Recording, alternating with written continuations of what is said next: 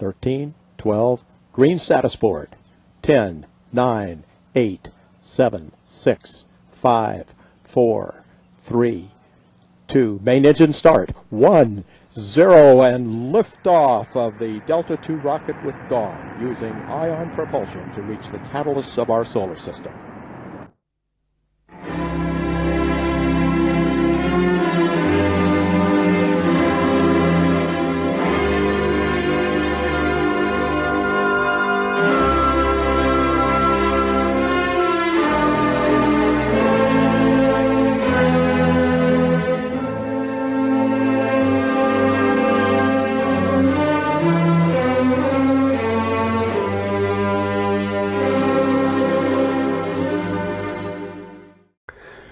Good evening. We must begin with the total eclipse of the Sun, which happened on the 20th of March. It was seen by many of you despite the weather, and in the Faroe Islands, total cloud cover hid the eclipse from view.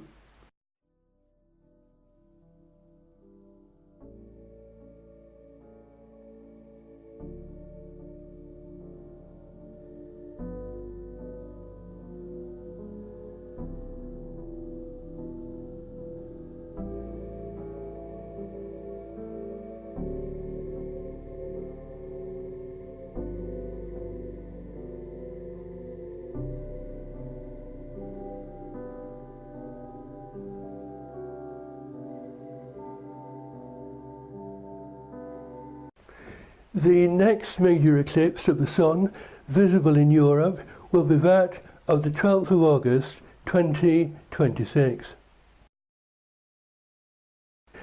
NASA's Dawn space probe is now in orbit around Ceres. A signal from the satellite confirming its status was received by ground stations on the 6th of March.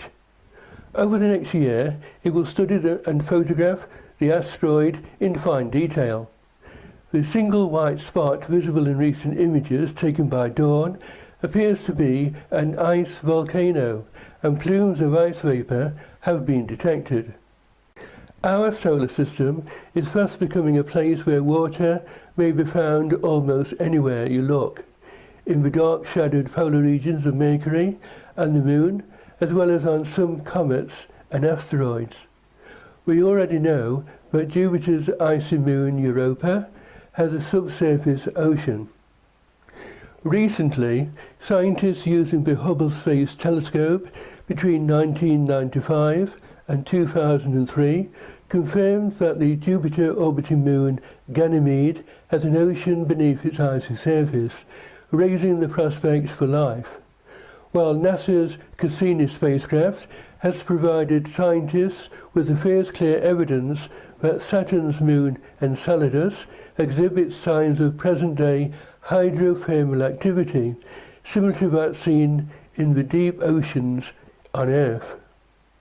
If confirmed, it would make the moon Enceladus the only other known moon in the solar system besides the Earth where hot water and rocks interact underground.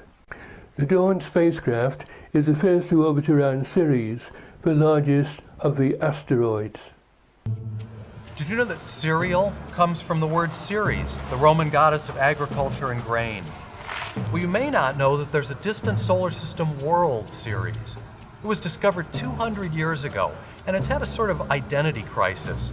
It used to be known as a planet, and then an asteroid, and now a dwarf planet. Well, whatever you call it, Dawn, with its xenon ion propulsion system, is about to call it home. Dawn is truly an historic mission. It's the first mission to orbit a main belt asteroid, and it's the first mission to orbit two interplanetary bodies, two fossils from the very beginning of our solar system. And thus, it's telling us part of the story of our own beginnings. Dawn orbited Vesta and spent 14 months exploring that alien world. We saw a crater there 300 miles in diameter. And in the center of that crater, there's a mountain that's 2.5 times the height of Mount Everest. It's very young, it formed very hot, but we also found that there was water on Vesta, and that water had to come from somewhere else.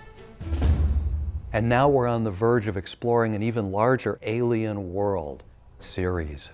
Thanks to Dawn's unique ion propulsion system, it has a different way of going into orbit around Ceres from what we're used to. It will slowly creep up on Ceres and gently use its ion propulsion system to gracefully slip into orbit. Dawn is going to be revealing to us this mysterious world that for more than 2 centuries has just been a faint smudge of light amidst the stars. We're now getting pictures that are better than the best we'd ever had before. The bright spot that's been seen in the approach images is very interesting because it's in the same region where the Herschel Space Observatory detected water vapor emission from Ceres' surface. It's possible that objects like Ceres brought water to the Earth. It has a rocky core and an ice mantle, and in the past had an ocean like Europa and Enceladus. Dawn carries a suite of sophisticated instruments that will allow us to determine not only what Ceres looks like, but what it's made of and what its interior structure is. So we're going to learn about the geology and the chemistry, what minerals are on Ceres, all about the nature of this world, and it's like a time capsule from the dawn of the solar system. Dawn's legacy extends beyond a good breakfast. And who knows what surprises we're going to find at Ceres. In 2002, observations made by astronomers at the William Keck Observatory show that Ceres' equatorial diameter was greater than the distance between the poles by 33 kilometers. This is consistent with a differentiated body, a rocky core overlaying with an icy mantle. This 100-kilometer thick mantle may contain 200 million cubic kilometers of water, which is more than the amount of fresh water here on Earth. The Keck Observatory is a 2-telescope facility at an elevation of over 4,000 meters near the summit of Mauna Kea in Hawaii. Both telescopes feature 10-meter primary mirrors, currently among the largest astronomical telescopes in use. The combination of an excellent sight, large optics, and pioneering instruments has created the 2 most scientifically productive telescopes on Earth. The Sun's family is made up of 8 planets in order of distance from the Sun. They are Mercury, Venus, Earth and Mars, which are the terrestrial planets. Then we have a wide gap filled with over 3,000 chunks of rock known as the asteroid belt, which is the home of Ceres. Beyond the asteroids, we come to the 4 giants of the Sun's family: Jupiter, Saturn, Uranus, and Neptune, beyond which is Pluto, the outer dwarf planet. Ceres is the largest of the minor planets. It was discovered on the 1st of January 1801 by Giuseppe Pesi, an Italian Catholic priest working at the Viana Astronomical Observatory located in Palermo, Sicily, Italy. It is housed on the roof of the Palazzo dei Normani, which today is one of the research facilities of the National Institute of Astrophysics. The observatory was founded in 1790 by Ferdinand I. At that time, Ceres was located in the constellation of Cetus the Whale, not far from the planet Mars, which was shining brilliantly that night. Piazzi described it as a stellar object that moved against the background of stars. At first, he thought it was a fixed star, but once he noticed that it moved, he became convinced it was a planet, or as he called it, a new star. After the discovery was confirmed, Pesi named it Ceres Ferdinandae, after the Roman and Sicilian goddess of grain and King Ferdinand IV of Naples and Sicily. The Ferdinandae part was later dropped for political reasons. Ceres turned out to be the first and largest of the minor planets existing within the asteroid belt. Since then, Ceres has moved a considerable distance across the night sky, and today it can be found in the constellation of Sagittarius, the Archer. For northern observers, it is now very low in the southern sky before sunrise. However, Amateur astronomers in the southern hemisphere should be able to find it easily enough. Ceres comes to opposition on the 25th of July 2015, when its magnitude will be plus 7.5. At the moment, Ceres is less than 455 million kilometers from the Earth, and it takes a signal from NASA's Dawn space probe about 26 minutes to reach us. At opposition, this time will have shortened further. Ceres is 970 kilometers in diameter and takes 4.5 years to orbit around the Sun. Pallas is the second asteroid to be discovered, this time by Heinrich Wilhelm Olbers on the 28th of March 1802. This was followed by Juno on the 1st of September 1804 by Carl Ludwig Harding, and then Olbers discovered Vesta on the 28th of March 1807. All of these astronomers belong to a small band of people known as the Celestial Police. Today, astronomers estimate that the asteroid belt contains more than 750,000 asteroids larger than a kilometer in diameter, and millions of smaller ones. Not everything in the main belt is an asteroid. Comets have recently been discovered there. I did a program about these Lazarus comets in December 2013. Little was known about Ceres before 2001, when planetary scientists proposed a mission to visit the largest members of the asteroids, Ceres and Vesta, known as Dawn. It was a nervous time for scientists, as the mission was cancelled several times by NASA over the next 5 years. The spacecraft's manufacturer, Orbital Sciences Corporation, appealed NASA's decision. NASA then put the cancellation under review, and on March 27, 2006, it was announced that the mission would not be cancelled after all. The final cost of the mission was $446 million. To prepare the Dawn spacecraft to visit Vesta and Ceres, NASA needed some detailed observations of these asteroids, both from the Hubble Space Telescope and ground-based observatories. Ceres is a quarter the size of our Moon, and in the summer of 2002, it was about 300 million kilometers distant, so that in the sky, its angular size was only 0.7 seconds of arc. In 2002, a team of astronomers led by Bonnet Carey and Christopher Dumas used the 10-meter Keck-2 telescope on Mauna Kea in Hawaii between September the 22nd to the 28th to observe Ceres.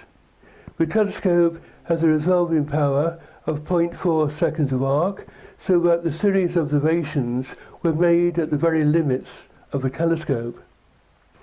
Fortunately, the seeing conditions were superb, and the astronomers obtained some excellent images of Ceres using infrared mapping techniques. These selected views of Ceres in the K-band show 200 degrees of its rotation. When all of the images were combined into a map of the surface of the minor planet, some prominent surface features came into view for the first time. By carefully analysing the positions of these features, the astronomers were able to provide more detailed physical characteristics of Ceres. The Keck Observatory images are better than those obtained by the Hubble Space Telescope in 2007, as shown here, which give a tantalising glimpse of both Ceres and Vesta in colour for the first time. Their shapes are clearly defined, while faint surface features can just be made out. The Keck images have also proven to be remarkably accurate when compared to the latest close-up images of Ceres returned by the Dawn spacecraft. So, what did the Keck observations teach us about Ceres? The mean diameter of Ceres is about 970 kilometers, and the asteroid has an equatorial bulge of 33 kilometers, and the mean density of Ceres has been calculated to be about 2 grams per cubic centimetre. Ceres rotates in a period of 9 hours and has an axial tilt of only 3 degrees, so that it is upright in space. The pole star is likely to be Iota in the constellation of Draco the Dragon.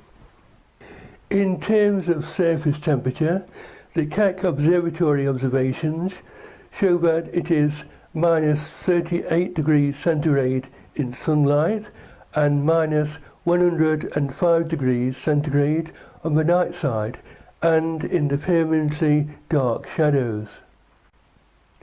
Observations made by astronomers at the Keck Observatory show that Ceres oblateness is consistent with a differentiated body, a rocky core overlain with an icy mantle.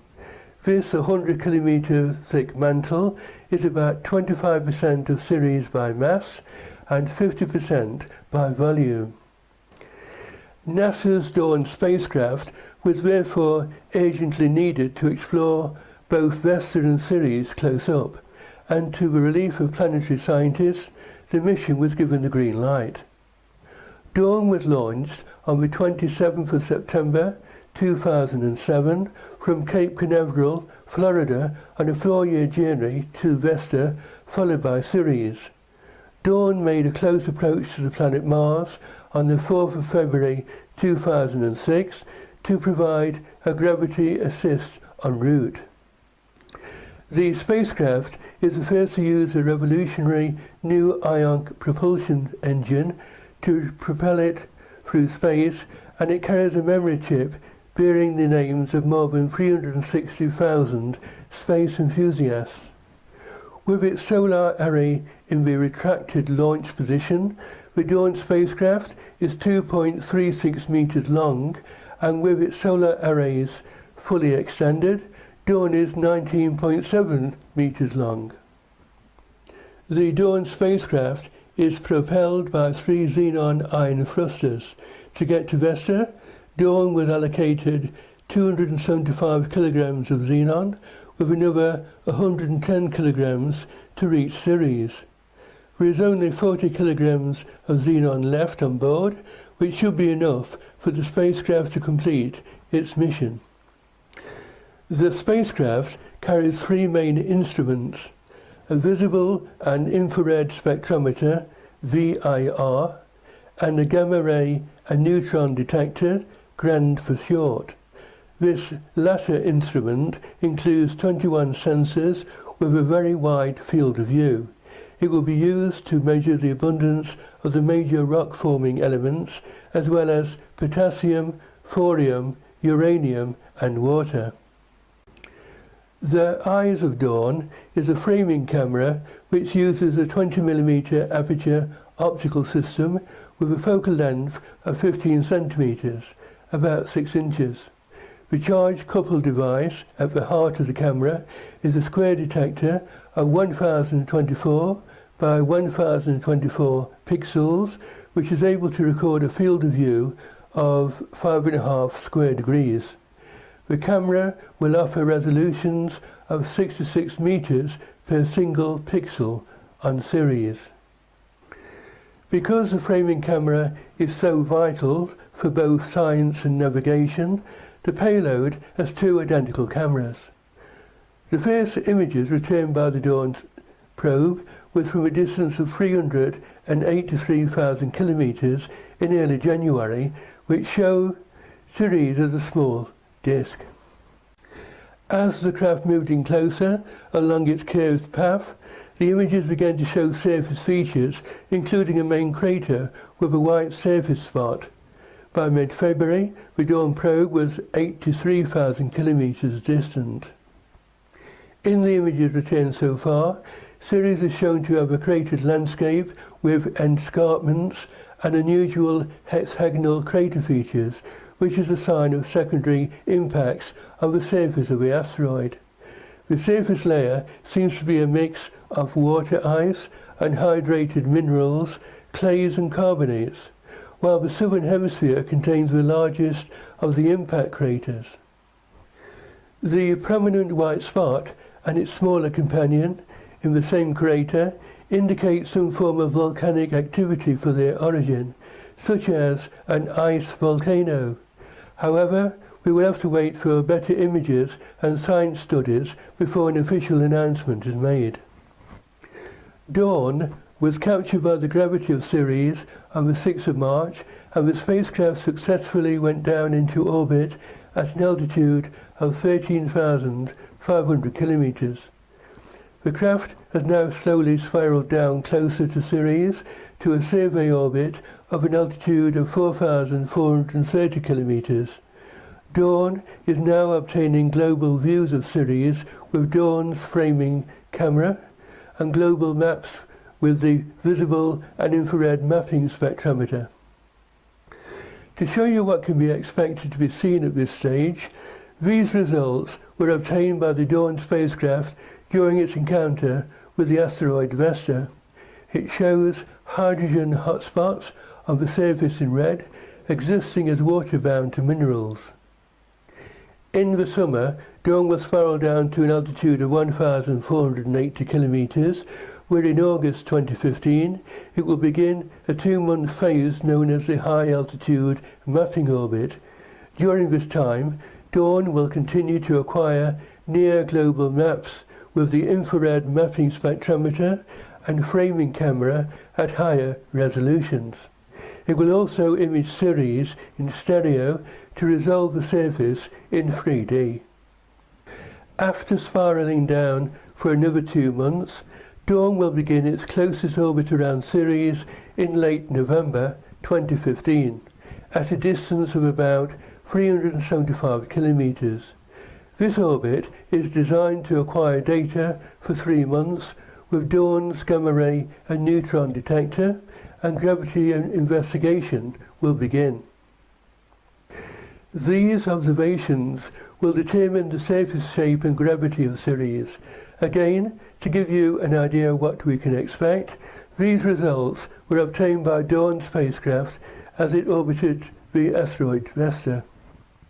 As we have seen, Ceres is actually Dawn's second encounter, having orbited the large asteroid Vesta from 2011 to 2012.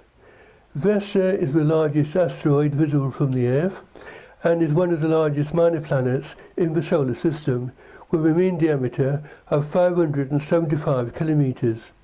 Let me show you where to find Vesta. Vesta comes to our position on the 29th of September 2015, when it will be in the constellation of Cetus the Whale, above the second magnitude star Difter. The asteroid will then be of magnitude plus 6.2 and can easily be seen in a pair of binoculars. Vesta is the second most massive asteroid after the dwarf planet Ceres and comprises an estimated 9% of the total mass of the asteroid belt. Its maximum distance from the Sun is slightly further than the minimum distance of Ceres from the Sun, although its orbit lies entirely inside that of Ceres. Vesta is also the last remaining rocky protoplanet of the kind that formed the planets Mercury, Venus, Earth and Mars 4.5 billion years ago. Before the arrival of NASA's Dawn spacecraft, some surface features had already been resolved using the Hubble Space Telescope and the Keck Observatory. Images and science observations returned by Dawn from the summer of 2011 have confirmed that Vesta lost 1% of its mass less than 1 billion years ago in a collision that left an enormous crater occupying much of the southern hemisphere. We're seeing a shape model of Vesta created by the German Aerospace Center using images from Dawn's framing camera. Vesta is a large object in the main belt with a diameter of 575 kilometers and a shape which bulges at the equator.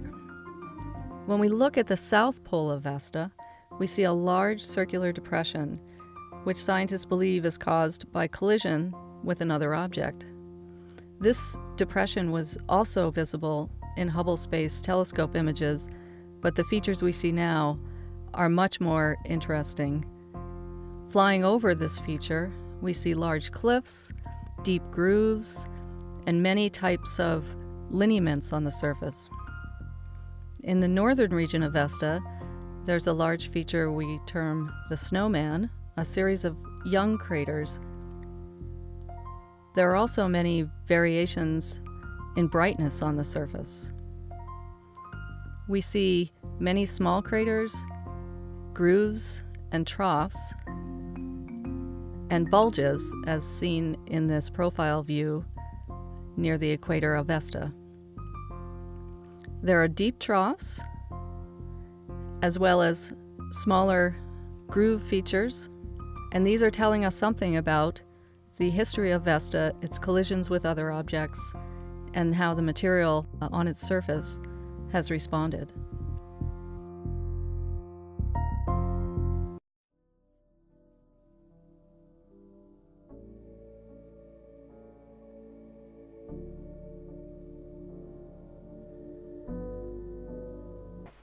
Looking to the future, NASA plans to visit and capture an asteroid called the Asteroid Retrieval and Utilization Mission, ARU, also known as the Asteroid Initiative.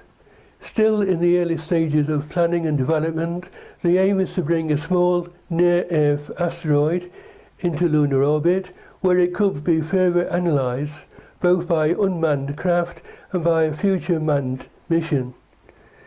NASA hopes to complete the mission, which may take anywhere between 6 to 10 years, in time to accomplish its stated goal of landing humans on an asteroid by 2025. The Asteroid Initiative, excluding any manned missions to an asteroid, is predicted to cost about $2.6 billion. NASA Administrator Charles Bolden has stated that the mission represents an unprecedented technological feat that will lead to new scientific discoveries and technological capabilities and help protect our home planet. The spacecraft for the mission, which is as yet unnamed, will be built with a large 16-meter capture bag to contain a small asteroid with a diameter of about 8.2 meters, 27 feet. The spacecraft would be equipped with ion thrusters for propulsion, which fire at low acceleration but can fire for many years to move the spacecraft at high speed. These engines will be powered by ring-shaped solar panels.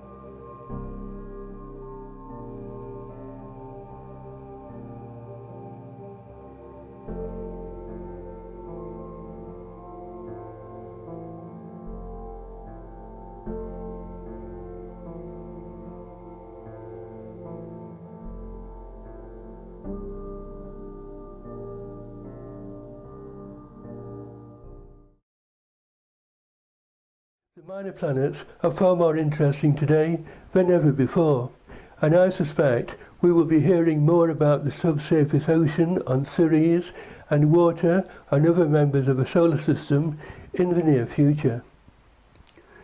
That is all we have time for this month. Please visit our website, Vimeo, where you can watch all the past shows of astronomy and space. And if you like this program, please share it with your friends and members of your local astronomical society. Until we come back next month, good evening.